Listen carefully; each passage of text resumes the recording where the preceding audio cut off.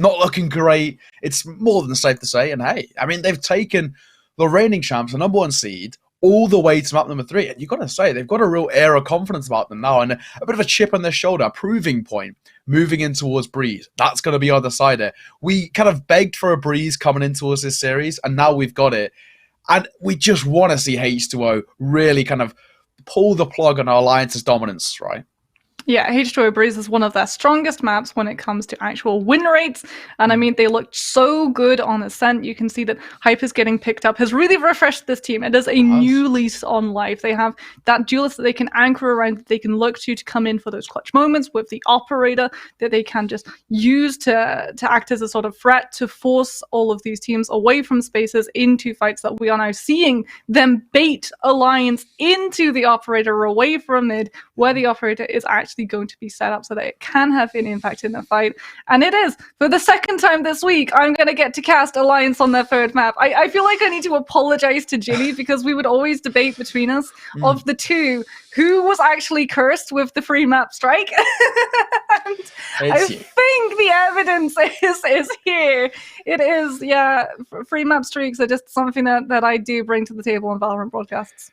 It's surprising that Alliance go to a 3-map. I mean, kind of yesterday with the likes of Tundra, right? I mean, that was very surprising in its own regard. Tundra kind of pulling off not only the defeat, but taking to 3 maps so dominantly, etc., etc. But now, of course, the H2O managed to do it. Again, when you look at these two sides on paper, it realistically should never have got this far. But as we mentioned, that has to be a lot of the credit down towards the debutant in that of Hypers. I mean, the duelist on the Jet has been the difference maker time and time again, whether it's attacking side, defending side, operator in hand. He's unstoppable. There's absolutely nothing Alliance can do to counter him.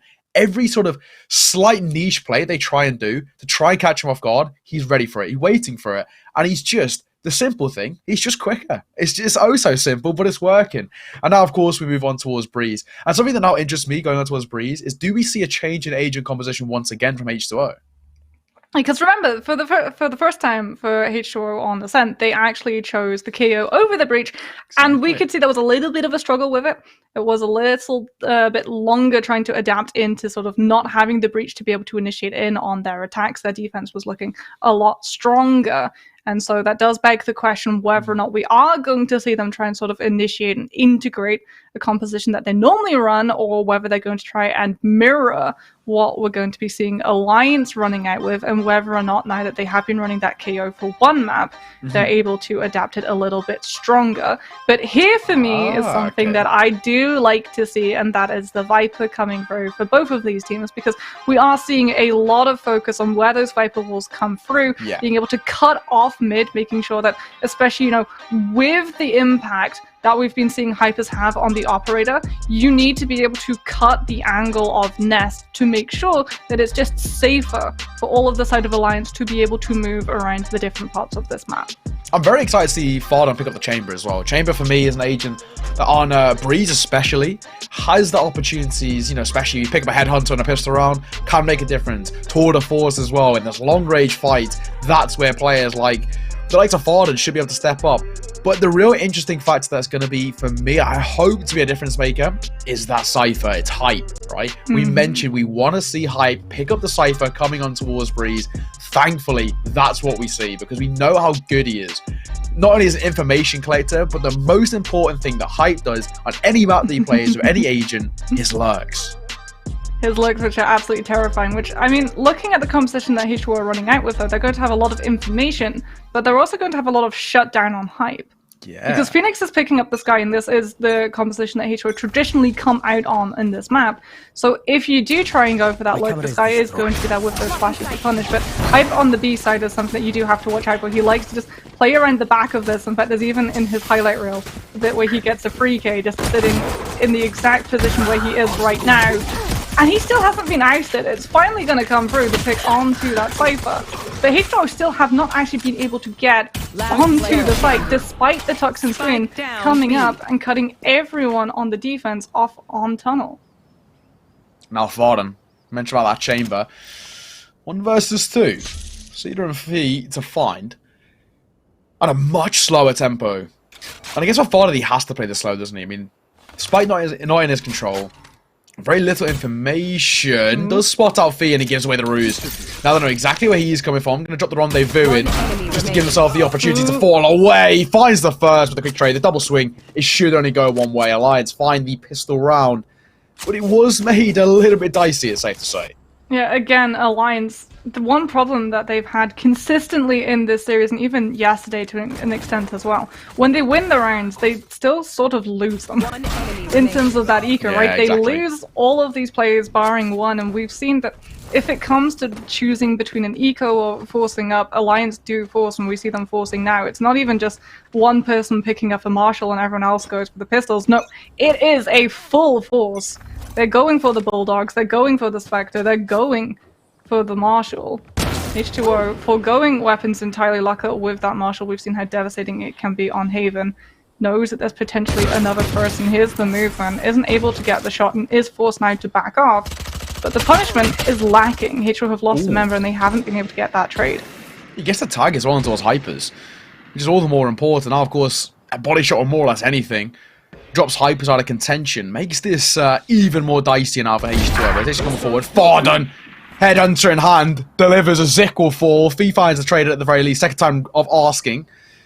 The Marshall comes on top, keeping that man advantage in favour of the bonus buy. Cage triggered. Sound cue's been heard, cage be triggered as well. Hype good for the first, looking for that second. Doesn't want to take the fight against the headhunter. Probably a smart decision. Will come on top as he makes it an oh so simple 3k Alliance.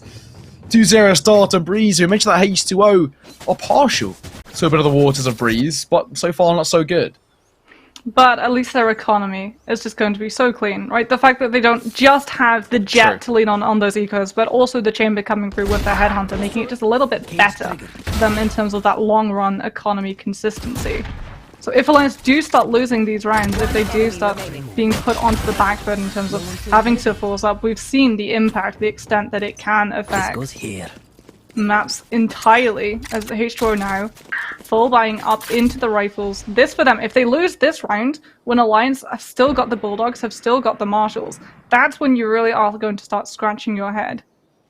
As Lucker is going super aggressively forward. I love this. This is so smart. All the information. Look, he knows so much. There's no main player coming forward. Spots out one. Second time of asking. Delivers. Looking for the double up. Won't be able to connect Hypers in for the trade. At the very least, though, finds that bit of information. Now Aldrin coming forward. Hyper's trying to capitalize on a bit of space. The question is, can he? H2O have actually been able to get onto the side. Toxin screen actually letting them get safely through cave. They are still taking a couple of pot shots though. Hyper's dropped to half HP. Remember, this is a round which should have been H2O's in the bag, but that early Marshall has really stopped H2O's progress. Phoenix down means they can't try and flash out openings and look for these picks to try and punish Alliance as they move back onto that side. In fact, Hypers even is taken out by the Bulldog. Hyper picking that one up. Batty just forced to hold this corner and wait for someone to peek out and try for that defuse. Oh, flashbang. That's so simple. Zik finds that kill there on towards Batty, Farden, and Yaff at range. What a piece, but Zik in for the trade. Spike testing the defuse. But it's going to be Fee to come on top. The question is, does he have enough time? I don't think he does. It's going to be oh so close. Oh, and by a slither. Absolute slither. He doesn't quite find as H2O find their first round on the board. Well, that went down to the wire. And again, expensive. We spoke about it. H2O, every time they find success, it's so expensive. Yeah, for H2O as well, they were coming in on such a stronger buy.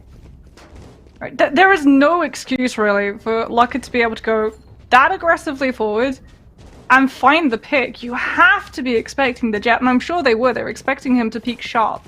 They weren't expecting him to go stupidly all the way almost to attack his spawn and be able to find that value and the information. There's the tour de force coming through from Farden. Gonna make it just a little bit harder for Alliance to work with these angles as Lucker now has opted into that operator. Flashed out by the guiding light. Sees Spike. I can just hold the angle, but the Trailblazer, they're forced to shoot it, and that is going to set Batty up to come in with the Bulldog and pick the operator out. Now Alliance, without that crutch, have to get a little bit aggressive, try and keep mid under wraps, making sure that H2O can't just splinter off of the space onto these sites for free. Now, unfortunately, they are reduced to one member alone. Hype being a little bit more predictable, right? That is something that H2O were able to punish in the previous maps, knowing how Hype likes to play, knowing that Alliance do like to spread their players around the map, and it's not really free real estate. But H2O was starting to move in. A brilliant round from him, you have to say again. I mean, he's just so good at isolating these fights. Kind of what makes him so special in terms of, you know, you can be oh so aggressive with the duelists, but it's the space, again, that he creates. Locking down mid, denying the rotations, denying those players, and kind of catching them in transition as well is the big factor, which makes it oh so easy for H2O to tie this game up 2-2, and more importantly, break the economy once again of Alliance. You look over towards them, double Marshall set up. Triple Sheriff is what we're going to be seeing. Not really the easiest buy in round number 5. And round number 5 normally seen as one of the more important rounds in terms of the changing in momentum.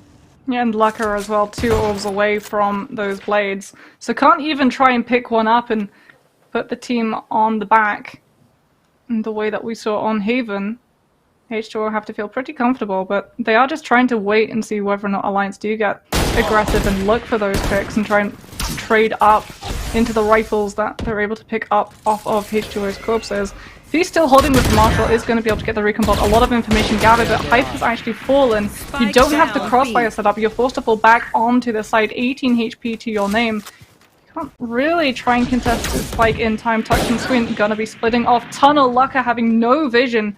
Taken out by Hypers, and it's still surviving on the back of this beat. It's only going to be for a little while. Cider throws the snake bite, tries by a little bit of time, so the rest of H2O can't move on to the side, but will be taken out, and it is now just Vic peeking out from window. It's a little bit of a shooting gallery, and it feels sort of like the training range, you know, when you spawn the bots in, and you just pop shots go to see how many of the 30 you can actually manage to hit, and it's just poor old Vic.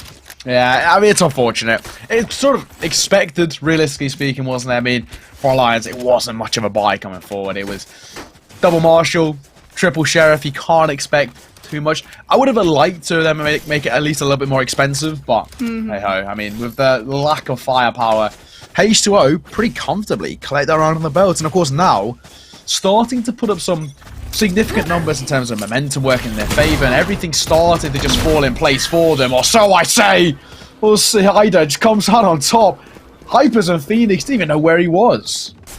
Yeah, Cider and Lucker just barreling down hole weren't really expected from the side of H2O.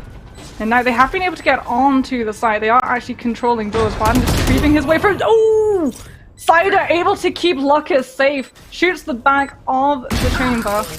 But yeah, still making sure that you can't cleanly walk through doors. Making it a little bit harder for Alliance to be able to get back onto this side. Baddie looking for a little bit of a backstab. Has just flanked their way through hall. Is going to be peeking up from doors. They're not expecting this over. Is able to find one, not able to pick up the rest.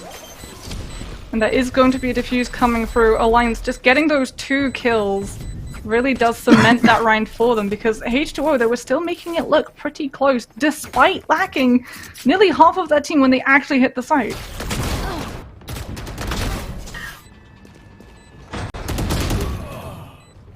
And yeah, it's this moment right there. The fact that unfortunately Farden isn't able to find that sort of foothold in hole that they were looking for. Cider able to take the chamber out of the Vector. So Alliance still have access to all of those split angles. As Harry's found another little teddy bear hiding up in the chair. I think that's him up to about 5. For those of you who don't know, I actually challenged Harry, our lovely observer, our helicopter observer, to find 10 stuffed animals. And he did kind of get a little bit stuffed over by the fact that we went to Haven first of all, which doesn't really have that many, but he's getting up there slowly as Lucker now pops those knives. It's just contesting mid, making it a little bit harder for H2O to be able to move forward. In fact, Alliance making it extremely hard for H2O to decide where they want to go, because that Viper's Pit is covering the entrance of the A side, trying to funnel them into the waiting arms of the Bladestorm. Lucker not getting a little bit of information, doesn't yet know that H2O are still positioned further towards the A side, not wanting to peek mid, knowing that the knives are in play. Well, so far, so slow. I think for H2O, off the back of the recent success they've had, they don't need to overextend, I don't think. They know they're in somewhat of a driving force, and now, of course, they know they're coming against pretty much a full buy. Trailblaze's come forward, Hunter's Fury to follow suit as well. Batty just tries to get information, there it is. Viper's Pit. Well, Snakebite might say, not Viper's Pit. Snakebite will come in to at least deny a bit of that aggression. Viper's Pit is in play. Does not matter though, as Phoenix comes out on top, down it falls, and his A site becomes oh so vulnerable. Welcome to my world. Well, there's another Viper's Pit coming up. This time it's actually going to be Yas.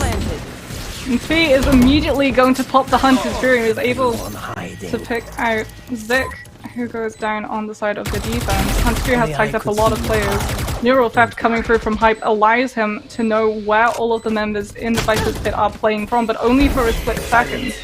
Yaf is still in play, still alive, so the Viper's Pit still ballooned up.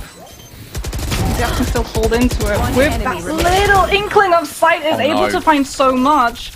But unfortunately, it's not going to be enough. He still alive, still able to have the time to go for the defuse. And it looked dicey. Yaf was almost able to clutch it out, but it is going to be Alliance picking up another round on the board. Wait, and that sort of situation as well, where H2O had so much of that aggressive kind of running towards that A side. They had the lockdown in terms of spike bars, the post bar set up.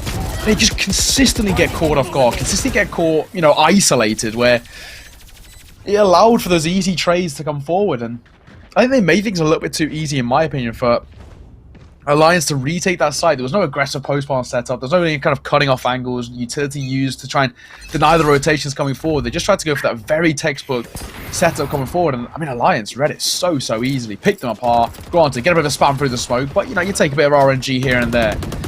4-3 though, 1 round lead for Alliances. Once again, a full buy coming out both ways. Early bit utility in towards mid, which again is that priority for the attacking side.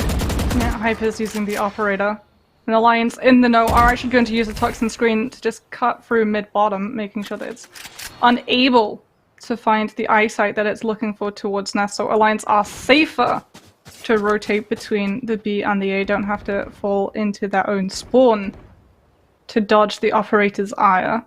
And H2O still, without that information, without that inkling on where and how close Alliance are playing, are now a little bit hesitant, Lucca just waiting to see whether or not one of these players is going to be trying to move up ropes and into Hall. I think just saw a little bit of movement, has to drop the Clyde burst. The guiding light comes through, does alert them to the fact that this guy is going to be around, and that is most likely with 35 seconds left on the clock.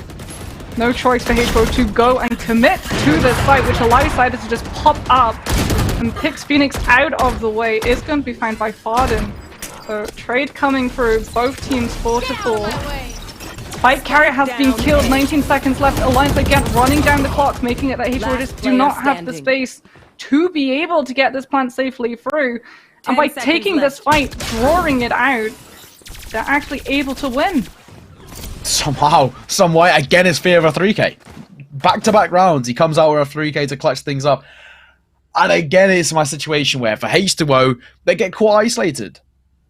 It's like, for me, they do everything right when it comes down to that final play of, you know, okay, all they need to do is play for a trade. A double swing to come through, but no, one by one they peak, and one by one they fall like dominoes. Now, H2O are going to go for a timeout as Alliance is starting to pull away. They're starting to make the right steps to closing things out on defender side, at least getting a somewhat of a noticeable gap going in towards the half.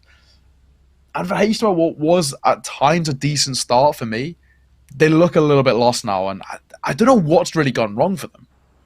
It feels like Alliance has conditioned them. And we've sort of fallen back into the H2O that we saw at the very beginning of this series, where they give up that space because they're worried that Alliance are going to be pushing, right? When we started Breeze, they would be so close to Shop and Cave, they would actually contest Hall.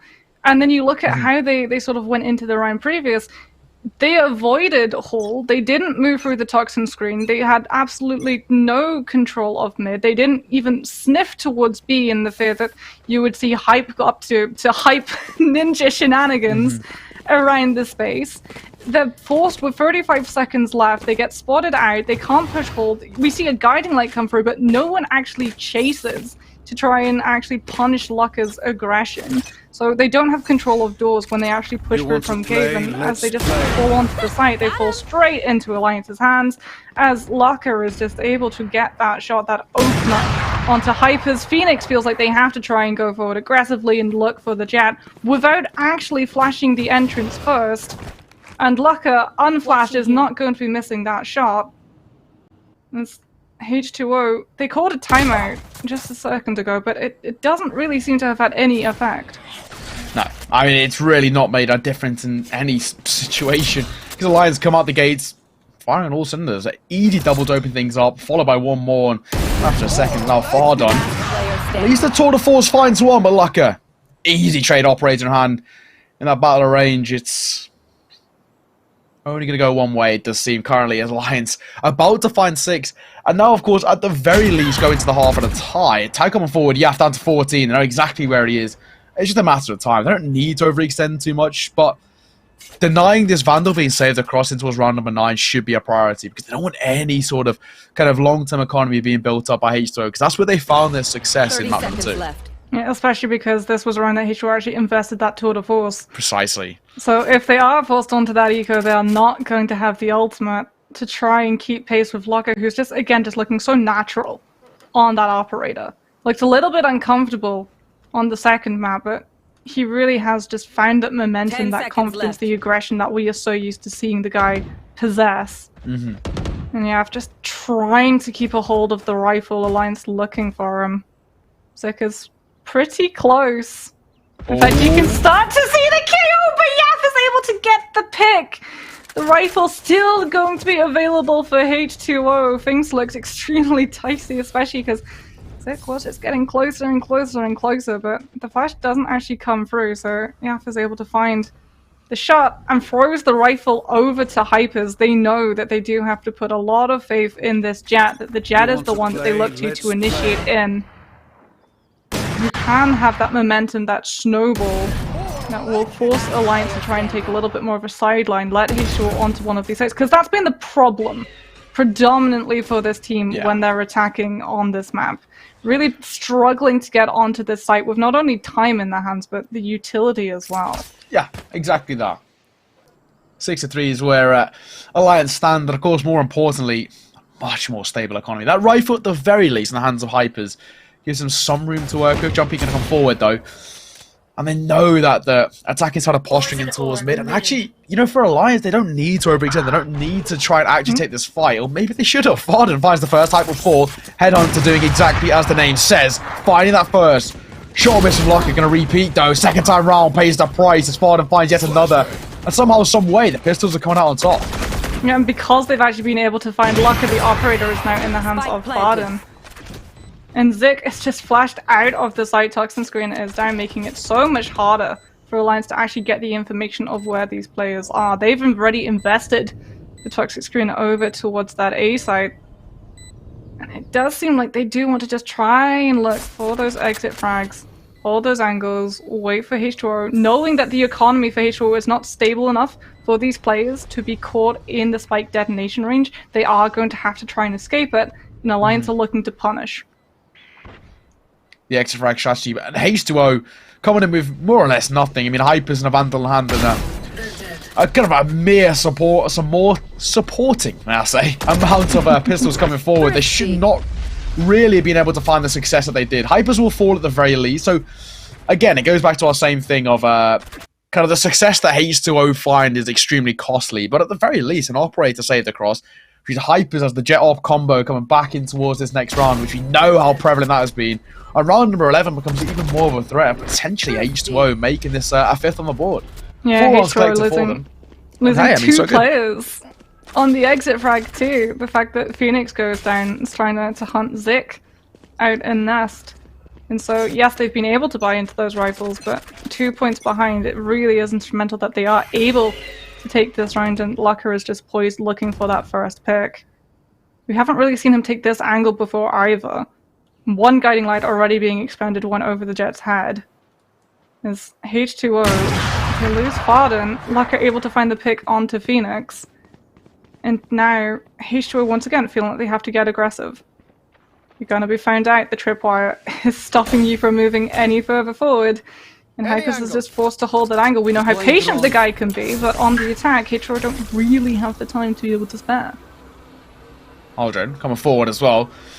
Looking to see how this defense is kind of set up. Won't even spot anything, and that makes it all the more uncomfortable. Snakebites come forward. Hypers looking for the aggressive peak. First time round doesn't quite connect. Second time, it's Batty who comes out on top. And the recon does spot out at the very least one, but the door being closed makes it all the more uncomfortable. Lock at range, trying to deliver operation hand. And finds that first. Yaf44 knows the second posted up there as well. Up in hand by Hypers is just quicker. Just that step above it at 1 versus 3 now. Giving himself a bit of room to work with. What can he convert though?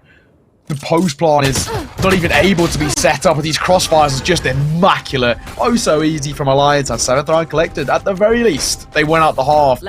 They could potentially make it quite the considerable gap as we go into the flip.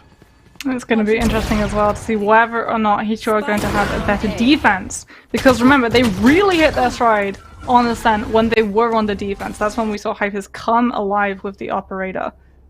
And Alliance fell for a couple of those bait and switches. H2O wanting to go into that half with just one more point on their side. Hypers able to buy into the operator. Alliance fielding an operator of their own.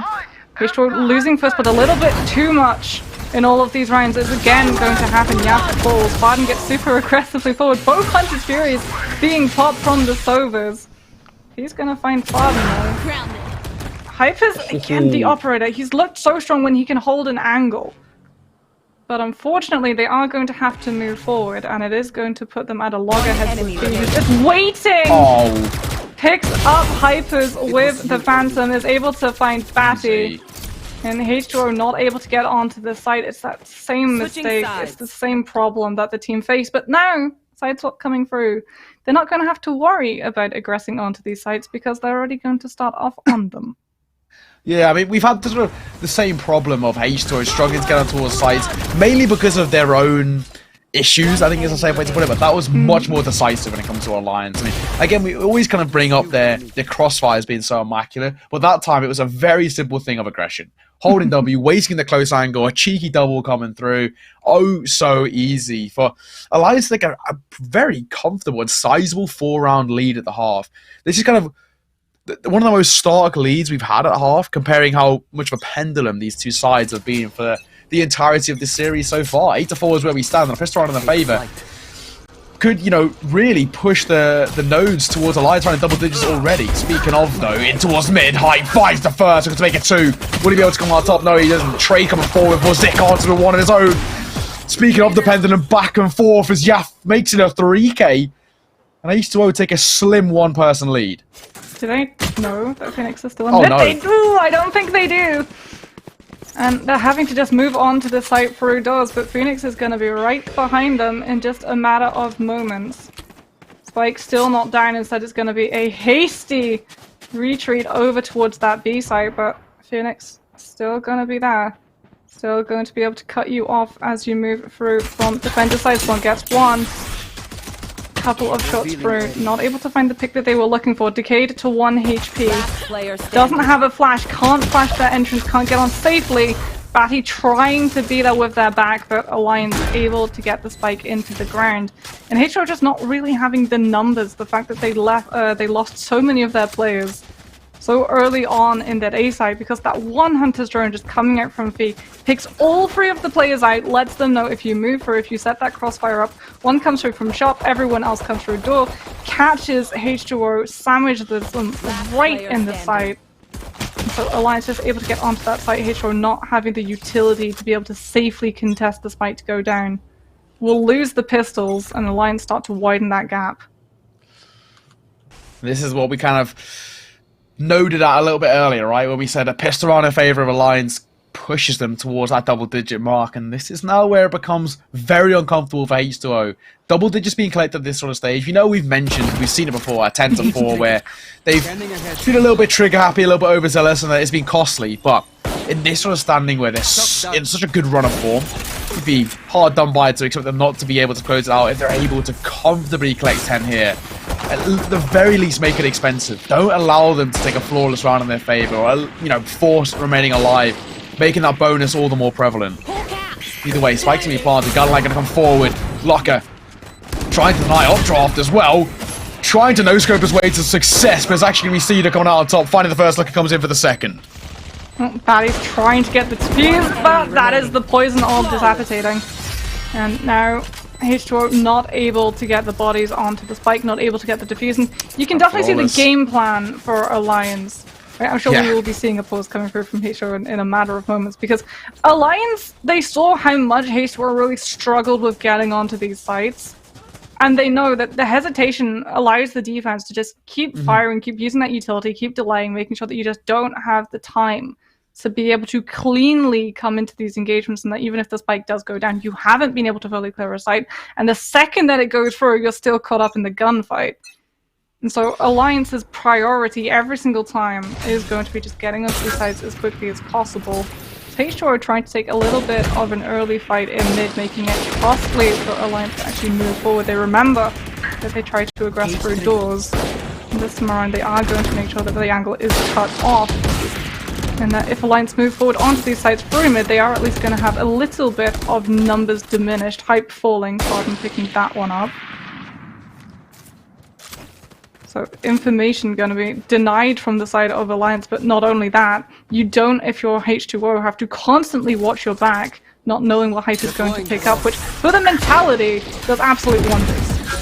Very true, yeah, finding one. It's a nice kill on towards Zik as well as this information is gained. That spike is dropped in a very inopportune place as well for the side of Alliance. They force them into an aggressive peak. Cider at the very least will give away the ruse away. Set up, but yeah, hey, what's going to top? Batty and Hypers close that one out. A brilliant flawless round, of course, brought to you by our beautiful partners at SideQuest to make it a 10-5 scoreline. Back-to-back flawless rounds as well. We asked for H2O to not allow Alliance to be able to pick up a bonus round flawlessly, because it meant that their long-term economy and the kind of prevalence that they had in terms of momentum was going to be maybe a shot too far in the dark for H2O to get back into it. But no, I mean, they respond brilliant against that bonus and make it at least a 5th round. At least give them, you know, a bit of room to work with. They're in arm's reach. It's just about consistency. Again, and we already mentioned about how consistency is the plague of H2O. Viper's come forward as a trailblazer. We'll just look for that early bit of information. Lucker holding deep over towards A long. The question is, what can he spot? A Cider. He's pushed his way forward. He's using the op as his crutch as he could just shift walk his way deeper down tunnel. 2 ships in the night. I don't think they actually know how close they are. Cider is surely expecting someone to be behind that door and trying to bait it out, and it's very reminiscent, right, of Farden and Hyper's play. Yeah, it is. In Market. In fact, it is essentially the exact same play, and Hyper's is not falling for it. He knows that there is going to be an operator peeking at him. Viper's put invested on H2O's side over to the A, so they do know it's not being pushed because it has a grasp of both shop and mid. Hyper's peeks! Is able to find the operator, and then is able to find Cider at the same time with the dash setting up. That was the play that H2O used, and Hypers read it like an absolute bestseller. Suppression coming through, Farden not able to just keep themselves safe and wait and get the jump height for when Alliance tries to plant, but Hypers with that jet mobility is going to be at side archers, just waiting for when Alliance are forced to take a step backwards. Hype's been able on the Cypher just keep hugging the back of this wall. Fee is playing that lurk position, making sure that Batty doesn't get safely through. Toxin Screen gonna be cutting up this B site, making it a little bit harder for Alliance to know where H2O's 2 members are going to be coming from, and entirely cutting off Fee, who's not going to be able to see anything from window, but it doesn't matter when you've got Hype and Zik, who with the rifles are able to take the 2 members from H2O out. And Alliance, 11 points on the board to H2O's 5. You know, and it's quite unfortunate when you look, because the grand scheme of things, because H2O started brilliantly. There was this double here. I mean, Hype was just a man possessed in this series so far. I mean, you can make shouts left, right, and centre for the MVP overall, but I mean, for what he's produced in this series, and especially when you take into account this is his first official game with H2O, Hyper surely has to come into contention, regardless of the result as well. Just the individual impact he's made towards this game different gravy is one way we say it over towards the UK. But 11-5, a 6-round lead, and they're posturing over towards this B side. Fard and Hype go one apiece. Neurofector come forward. A quick trade, one apiece. As they try and connect with the operator through the box, it's not going to be the case, and Hype might be able to get a freebie here, using the Cypher's case to his own advantage. Look at that early bits of information as the spikes can get planted. Now going to rotate back into support in the post plant, cutting off rotations, cutting off transitions, and giving Hypers that space for that rotation to come back forth. Batty is suppressed as well, so you can't get the information. The Recon Bolt not going to be up for the Sova either. Shock Dart to your name. You do see Zik, you know where the KO is going to be playing from, but Zik is able to win that range fight, and Hype is now wrapped around. He's going to be moving through mid, he's going to be moving through tunnel, and it forces H2O's hand. They have to get aggressive, they have to get onto the site. Hype is able to cross through, is able to find the KO, but that crossfire is now going to be in place. Baits out the sound cue. Recon Bolt is immediately giving away his position. 57 HP. Alliance have the numbers, they've got the crossfire set through, and that is going to be Alliance onto match point. H2O, if they want to be able to take this series, if they want to be able to topple Alliance 2 days in a row, and have to win 7 rounds in a row just to take this to overtime. Let's be realistic, Moxie. I think it's maybe asking a tad too much at this sort of stage. But at the same time as well, Alliance, they look significantly more decisive, don't we? So, I mean, map number 2 was one of those kind of classic UK and Nordics region thing where it's kind of moments of brilliance but not the consistency. It's kind of the age-old story, isn't it? But coming to map number 3, complete turnaround. And we had this premonition, you know, H2O, we know they like Breeze, we know it can be a wild card up their sleeve. Alliance aren't particularly bad at it. They're not bad at any map. That's what the scary thing about the Titans under Alliance. Their map depth is such a big prevalent factor in their success, but for H2O, this was an opportunity for them because it's a map which they're actually respectably very good on, not being the case today, and it's credit towards Alliance because they've obviously done their research. Yeah, and Alliance as well, just taking the strategies and turning them against H2O, even though Hype is able to pick out those 2 players in the hole with the operator bait play, you still distract the Jet. And distracting the Jet, distracting that one player who H2O really do look to for those flashes of brilliance is absolutely massive. It allows them onto those sites, knowing that the Jet isn't going to be dashing, isn't going to be trying to stab your team in the back, that you don't have to watch your flanks, that you don't have to drop utility to try and disguise where you're playing from so the Jet can punish you. Early Toxin screen, gonna be coming through. It does look like it's gonna be a B push. Judge coming through. Phoenix able to find one, just goes right into the midst, hoping that in the close quarters you'll be able to find a little bit more than just a trade. The spike will go down. Alliance again just getting it in as quickly as possible. Hype is with the knives, but Hype is able to actually pick them out, drops the Cypher Cage in case someone is trying to move off of the back of the aggression and space that Hype has had created, just bursting through with that momentum. But all of the members from H2O are actually inching their way, barring Batty, who's just going to be holding tunnel. Well, not for long, because Hype is able to find them out, but it's going to be a little bit harder. One enemy remaining. Next to impossible, if we're being honest, for H2O to be able to safely get this defuse. Has to just try and hold it. Half gets stuck in the poison, but Lucker is able to pick them out with the Vandal. And Alliance is the result we expected to see, but it's definitely not the series or the length that we expected the series to go. No, not at all. I mean, and again, you know, we say for H2O, with the new changes they've made towards the roster, Hypers coming in, they look like they've had a kind of a lick of new paint, a lease of life in them. The question is now about, because we mentioned consistency as being the ever-prevalent factor. For me, coming in towards Breeze, well, it is a map for them that on paper they've been good at in times. It just wasn't quite there for them, was it? From the start to the finish, it was more or less one-way traffic where Alliance made it look very, very easy. They were very, very good on the defender side. Crossfire's immaculate, and an 8-4 half as well is such a stark deficit, such a tall mountain to climb, to be able to try and turn around and kind of find some foothold when it comes to your defender side yourself. That realistically speaking, it was a task too tall for H2O. Yeah, and I think Alliance's playstyle as well, it's very high risk, high reward when it comes to that economy, isn't it? The fact that they really do like to buy in. If they're winning rounds and they continue to win rounds and their economy is fine, it doesn't really matter if they're continuously trying to go for those buys. The second that they start losing rounds and grinds, that's when it really does punish them. But when you have that momentum on your side, when H2O aren't able to pull rounds away, and better yet, you're not winning rounds which are costing more than you're actually spending at the start of them. That's when Alliance really do get that momentum on their side, are able to just continuously hit those rounds, hit those double digits without the curse of having to stay on double digits for so long that the other team is able to recover fully in terms of economy and actually equalize and then push you to overtime. Well, of course, these are our MVPs. Hype, 18 kills, Super 3 KDA, 255 average combat score, may I say. Fardham with the Chamber. We mentioned we did like to see the Chamber come in, and it worked really well. I think, especially with the Headhunter in hand, it just brought that little bit of difference in terms of those low economy rounds. We had a Tour de Force out as well. He was ever prevalent with it.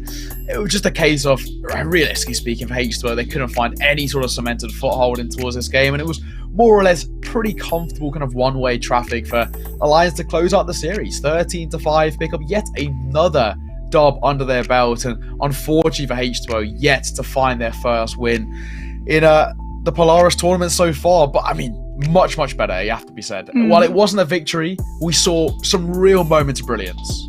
And I feel like we need to sort of update the graphic as well. We just have like an honorary MVP section coming through, because I feel like we really cannot say enough for the play style that Hypers was allowing this team, really allowing them to flourish and hit that aggressive play style, especially, you know, on Ascent. The guy had an absolute monstrous game, and you can see that synergy. And that's something that's really actually quite hard to cheat, building synergy with a player who has just come into the team, right? We saw 10-star even struggle with integrating Doma in when he'd been picked up in January and he was starting off a tournament in February. That synergy not quite there yet. But for having just come into this team, for Hypers to already being able to play off of bait pushes coming out from Fardon, these guys, when they actually have that time, when they're actually able to properly integrate the guy into... Oh, there we go, Hype coming up as, again, just one of those stats that you do have to watch. But circling back to that, like, when you actually have the time for Hypers to get really comfortable with this team, and I think we saw it on Ascent, but then when we moved over to Breeze, it sort of felt like Hypers was going off more and more on these lone wolf missions,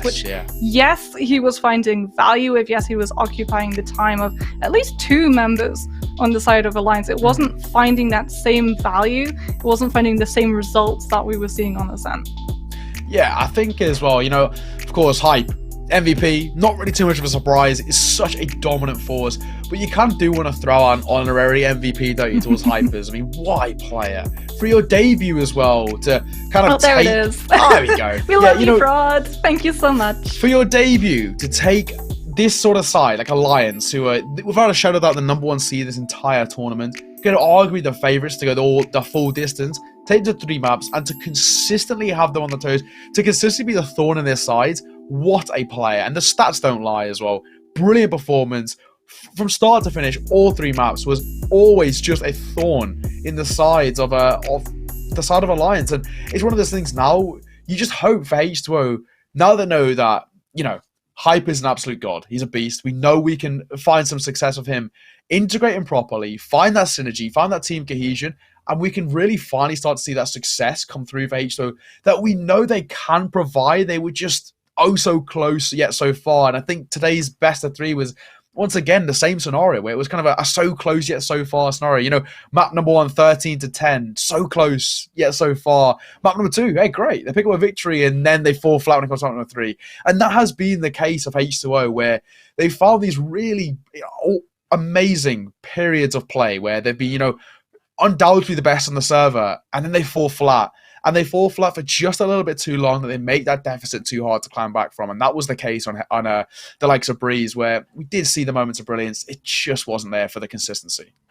Yeah, and for Alliance, they were able to pull that consistency back, right? Looking at how they were on Breeze, compare it to how they were on Ascent, it was almost an entirely different team. They were coming out with these different ways that they wanted to approach, and that was something that was punished on Ascent, right? The fact that they were falling into very predictable plays, they started mixing things up on Breeze, and they were finding a lot of value when something worked. More importantly, they didn't run it twice in a row.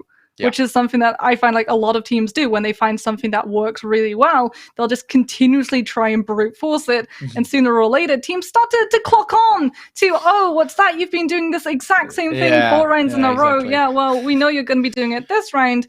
This time, things are going to be just a little bit different. Yeah, but the consistent kings, as we mentioned, the Lions, they finally find their form once again. They lost it against Tundra. They lost it sporadically, momentarily against H2O, but they're back on top. They're back where they have proved themselves deservedly to be. And I think the biggest thing for me that makes Alliance so scary, as what we saw kind of pretty much throughout the entirety of this, of course, Hype, a fantastic player from start to finish for them, always kind of the backbone of their success. But the biggest thing that makes Alliance so scary is that anybody can step up. We saw, moments of brilliance from realistically everyone. And again, we got to shout out his name because we kind of mentioned him pretty much periodically kind of throughout the entire series. But Zik as well. I mean, what a brilliant player. So good in terms of the information. So good at finding a lot of success, a lot of space. And of course, they utilize that KO so well, which is an agent that we don't see utilized too often. But that is our first series done. We got one more left for you. We've got 10-star versus London United coming up next season. Of course, before we do that, though, we're going to be throwing this one to a little bit more of an elongated break. So stick around, and we'll see you all momentarily.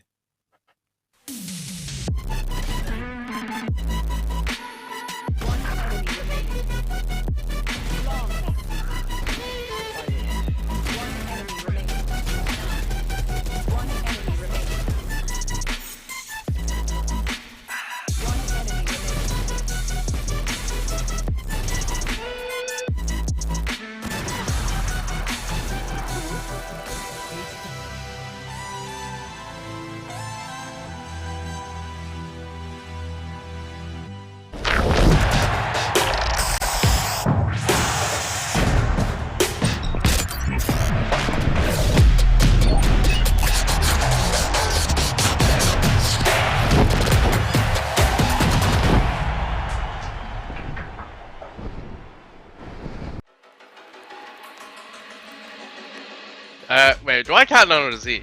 You count. Oh, okay. What? 3. I'm so sorry. 3, 2, 1. Omen.